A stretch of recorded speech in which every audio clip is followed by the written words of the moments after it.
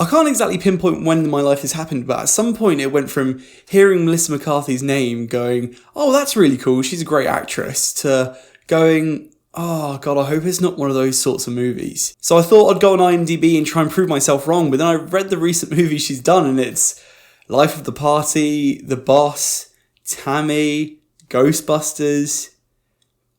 Yeah, I think I was actually spot on.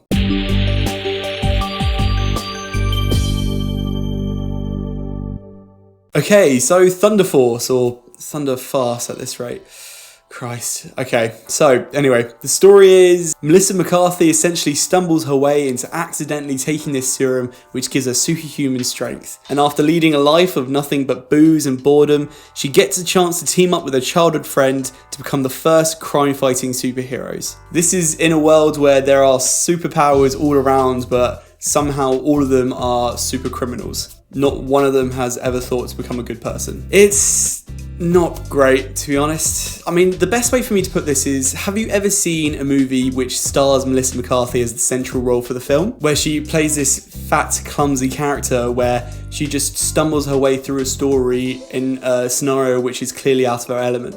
Because this is literally that all over again. I really feel bad for her, you know, because she knocked it out of the park with her role in Bridesmaids, but then because of that, I feel like she's just been typecast to play this same role again and again. If I showed you a clip of her bumming around doing some half-assed slapstick humour, you'd probably find it difficult to tell me which movie specifically it was from. It's directed by her husband, Ben Falcone, who also directed Tammy and The Life of the Party, and it's no surprise that this one fell as flat as their previous attempts, especially when they've made no effort to revitalise the humour in any sort of way. I'll give credit where credit's due. I did laugh a couple of times, but I think that was more because I haven't actually seen Mellissa McCarthy in a movie for a very long time, so I wasn't really burnt out with it. But then really quickly into this film does it get repetitive, lazy, sloppy, and it's either that half-assed slapstick humour that I was talking about earlier, or they do that thing where they talk about a certain topic for a really detailed length of time where drawing out that conversation is supposed to be awkward and make that funny. It's really hard to explain it, but it's essentially something along the lines of this. Hey, do you like ice cream? No, I don't like ice cream. What? How can you not like ice cream? Ice cream's the best thing in the world. My favourite flavour is chocolate, although they say gelato is actually supposed to be better for you.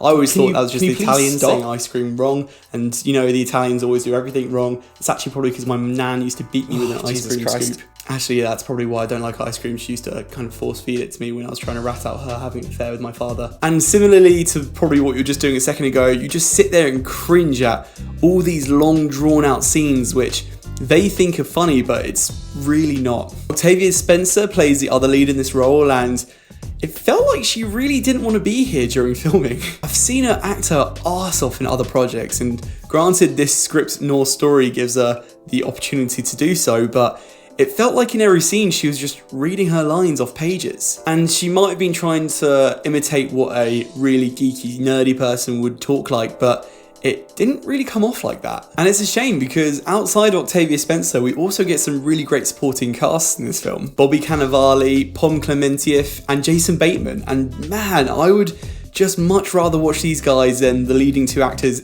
any day of the week. Some of the stuff that these guys are trying to do in the film were actually kind of funny in some cases.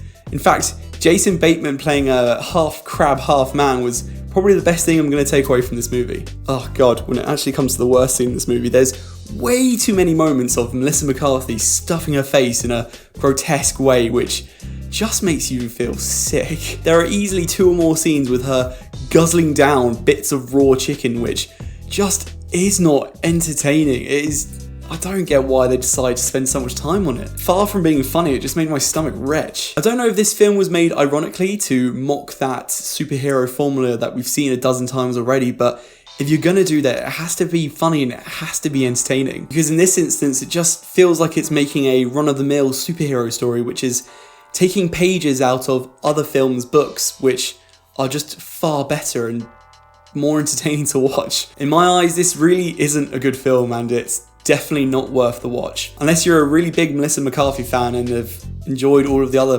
half-assed films she's pumped out over the last 4 or 5 years. This review may sound harsh, but when Netflix is throwing the money to make these big cast, big budget movies, and they fall as hard as this did, then It's just a really bad business model for Netflix. With the materials that was thrown into this, the end point should have been far better than what we got. So yeah, to save yourself an hour and a half, just don't bother, it's not good. But maybe you think differently, maybe you've already seen it and you liked it a bit more than I did. If so, let me know in the comments below, let me know what your thoughts are on this. If you liked this video, please feel free to leave a like and subscribe, it really does help me out. And as always, stay tuned for more reviews on movies, anime and video games. Until next time guys, take care, bye bye.